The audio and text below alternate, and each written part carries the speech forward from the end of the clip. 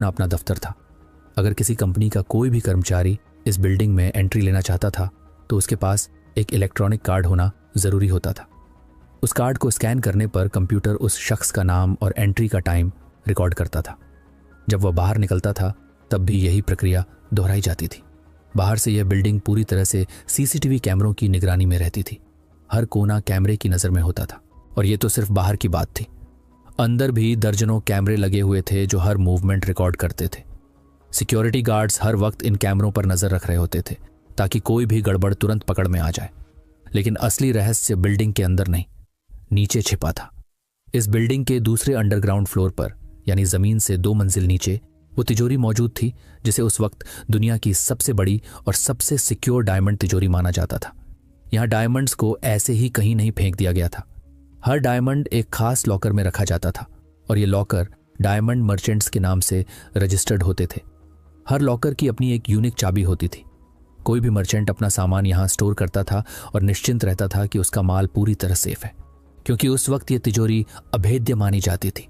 मतलब इसमें घुस पाना नामुमकिन समझा जाता था। इस तिजोरी की सिक्योरिटी 10 परतों से बनी हुई थी और इसे इंजीनियरिंग का मास्टरपीस कहा जाता था। पहली परत थी इसका भारी भरकम लोहे का दरवाज़ा। इसका वजन करीब 3 टन था और मोटाई लगभग 30 सेंटीमीटर। इंजीनियरों का मानना था कि अगर कोई इस दरवाजे को तोड़ना चाहे तो उसे कम से कम 12 घंटे तक हाई पावर ड्रिल मशीन से लगातार खुदाई करनी पड़ेगी। लेकिन इतनी देर में तो अलार्म बजना तय था, क्योंकि दरवाजे के नीचे वाइब्रेशन सेंसर लगे हुए थे। जैसे ही कोई हलचल होती अलार्म तुरंत एक्टिव हो जाता। इसके अलावा दरवाजे में एक कोड वाला लॉक भी होता था जिसमें 4 अंकों का पासकोड डालना पड़ता था।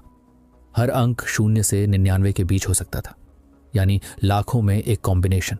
ये पासकोड अंदाजे से निकालना करीब करीब नामुमकिन था और अगर कोड सही ना डाला जाए तो लॉकर की चाबी दरवाजे के अंदर जाती ही नहीं थी। हाँ, इस तिजोरी की एक खास चाबी भी होती थी, करीब 30 सेंटीमीटर लंबी और उतनी ही भारी। यह दरवाज़ा तभी खुलता था जब पासकोड और चाबी दोनों एकदम सही होते। लेकिन सिक्योरिटी यहीं खत्म नहीं होती थी। दरवाजे के ऊपर कोने में एक मैग्नेटिक सेंसर भी लगा हुआ था।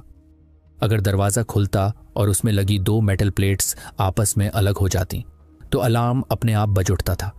इसका मतलब ये था कि अगर किसी के पास सही कोड और चाबी दोनों भी हों, फिर भी जैसे ही दरवाज़ा खुलेगा अलार्म खुद ब खुद एक्टिव हो जाएगा।